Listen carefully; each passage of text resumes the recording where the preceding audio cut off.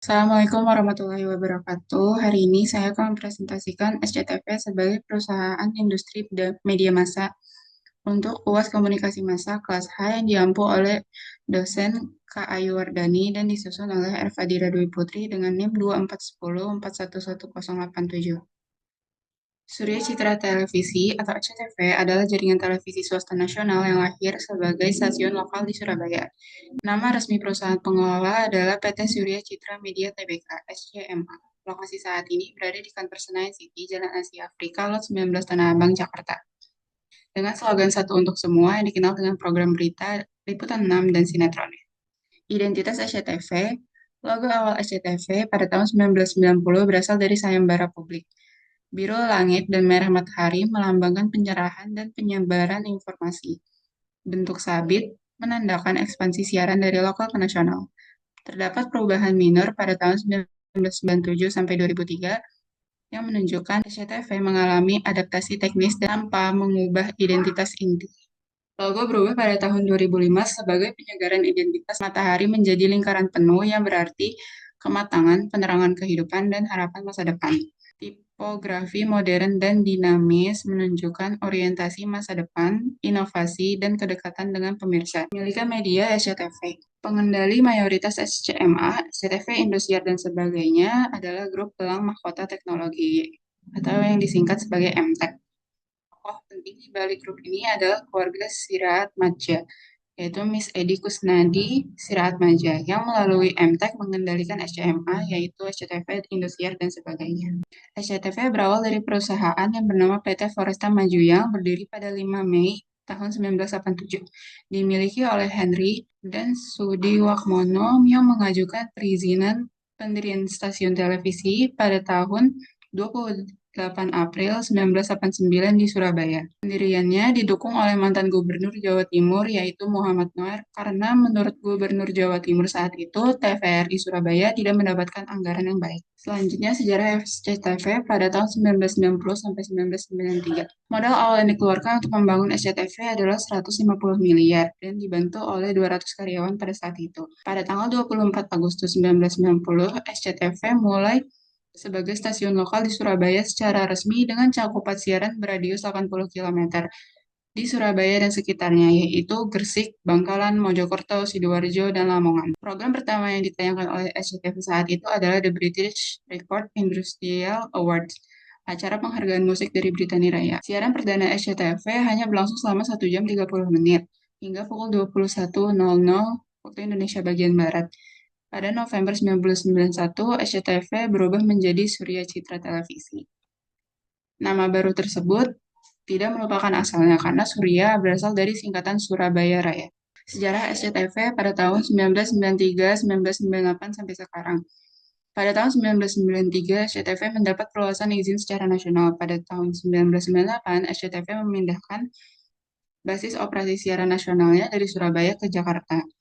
Sejak tanggal 29 Januari 2005, SCTV mengubah logo dan slogannya menjadi satu utuh. Konteks ekonomi politik saat SCTV lahir adalah pemerintahan Orde Baru mengontrol media melalui regulasi dan perizinan. Jadi SCTV lahir pada saat era Orde Baru. Televisi swasta liberalisasinya terbatas sebagai industri penyiaran karena ada kontrol negara yang kuat terhadap media. Pemerintah mulai membuka izin televisi swasta untuk melengkapi keterbatasannya TVRI, terutama di daerah.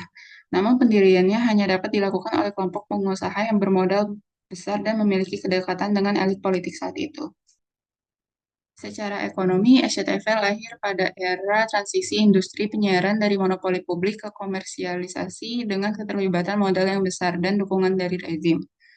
Televisi SCTV diposisikan sebagai industri komersial berbasis iklan dan hiburan yang non-politis. Konvergensi media SCTV dan video. Video merupakan hasil konvergensi teknologi, bisnis, dan konten yang dibuat oleh SCTV. Media dari SCTV sebagai televisi nasional ke platform digital over the top atau OTT, video adalah penerapan konvergensi media di mana konten SCTV seperti sinetron, FTV, olahraga, dan program hiburan didistribusikan lintas platform dari siaran televisi ke layanan streaming digital. Konvergensi ini tidak hanya bersifat teknologi, tetapi juga mencangkup integrasi kepemilikan, strategi bisnis, dan pola konsumsi audiens.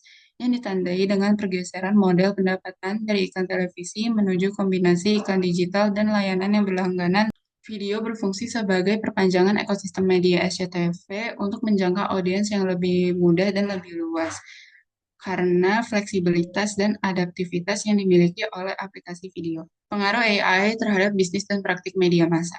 Penggunaan AI dan personalisasi keterlibatan pemirsa terdapat dalam video aplikasi konvergensi. Personalisasi dan rekomendasi konten memungkinkan video untuk menyajikan tayangan yang sesuai dengan kebiasaan penonton dan pengguna, bukan sekedar dari jadwal siaran seperti di TV konvensional SCTV. Dampak bisnis dan praktik dari penggunaan AI terhadap media massa ini meningkatkan waktu nonton, yaitu engagement, karena pengguna lebih sering menemukan konten yang relevan dan mengubah pola konsumsi media dari pasif yang menonton sesuai jadwal TV seperti di SCTV menjadi aktif dan individual.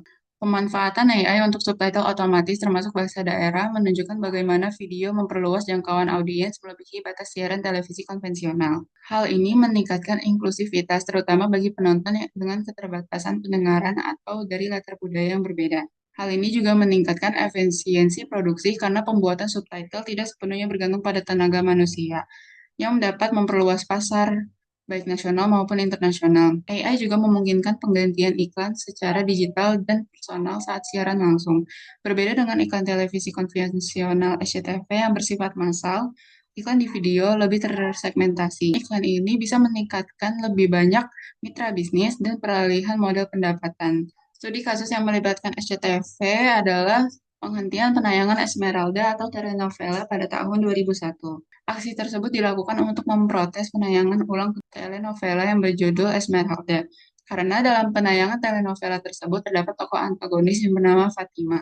Penayangan ini dikhawatirkan oleh FPI dapat mencitrakan hal buruk pada Fatimah Az-Zahra, putri Nabi Muhammad, yang akhirnya membuat FPI memprotes di depan gedung SCTV. Dalam studi kasus ini terdapat teori komunikasi massa yang dapat kita analisis. Yang pertama ada teori framing. Media membingkai karakter Fatimah sebagai tokoh yang antagonis. Nama Fatimah dipahami oleh FPI bukan sekedar identitas karakter, melainkan simbol religius dalam Islam. Framing yang dipersepsikan negatif ini dianggap berpotensi membentuk citra yang buruk pada sosok Fatimah Az-Zahra di benak publik muslim. Selanjutnya ada teori kultivasi. Penayangan ulang Esmeralda dipandang FPI sebagai bentuk paparan keberlanjutan yang berpotensi mengultivasi asosiasi negatif terhadap nama Fatimah.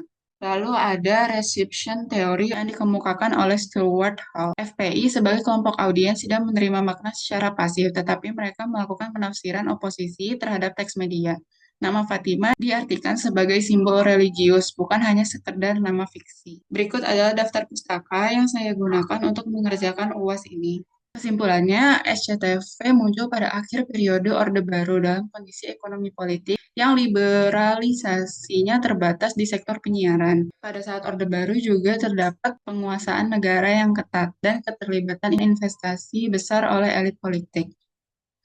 SCTV beradaptasi dengan melakukan konvergensi media melalui platform video yang menggabungkan teknologi digital, kepemilikan perusahaan, dan distribusi konten di satu platform yang dapat menjangkau audiens yang lebih banyak dan fleksibel. Konvergensi mengubah media massa dari model siaran yang pasif menjadi model berbasis data. Kasus penghentian telenovela Esmeralda pada SCTV memperlihatkan bahwa makna media tidak bersifat tunggal, melainkan media ditentukan oleh penataan, efek budidaya, dan interpretasi aktif dari audiens. Sekian presentasi dari saya. Kurang lebihnya mohon maaf. Wassalamualaikum warahmatullahi wabarakatuh.